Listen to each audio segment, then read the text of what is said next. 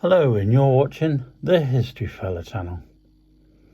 In today's video we're looking at James Ewell Brown, or J.E.B. Stuart. J.E.B. Stuart was born on February the 6th, 1833 and would die on May the 12th, 1864. J.E.B. Stuart was a United States Army officer from Virginia who became a Confederate States Army general during the American Civil War. He was known to his friends as J.E.B. from the initials of his given names.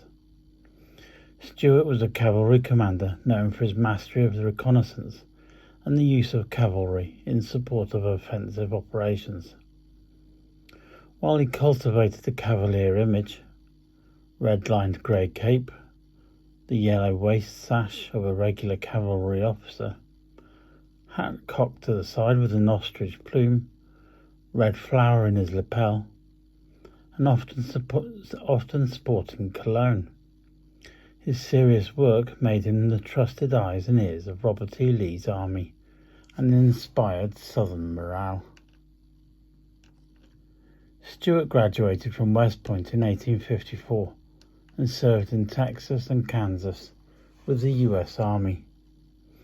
Stuart was a veteran of the frontier conflicts with Native Americans and the violence of Bleeding Kansas, and he participated in the capture of John Brown at Harper's Ferry.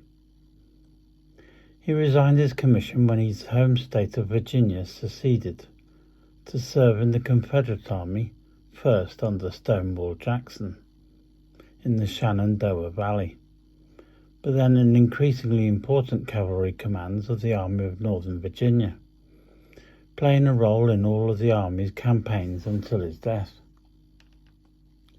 He established a reputation as an audacious cavalry commander, and on 2 occasions during the Peninsula Campaign and the Maryland Campaign, circumnavigated the Union Army of the Potomac, bringing fame to himself and embarrassment to the North.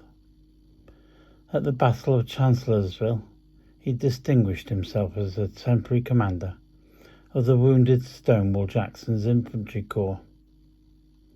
Stuart's most famous campaign, the Gettysburg Campaign, was flawed when his long separation from Lee's army left Lee unaware of Union troop movements, so that Lee was surprised and almost trapped at the Battle of Gettysburg.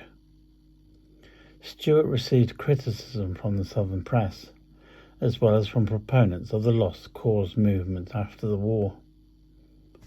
During the 1864 Overland Campaign, Union Major General Philip Sheridan's cavalry launched an offensive to defeat Stuart, who was mortally wounded at the Battle of Yellow Tavern.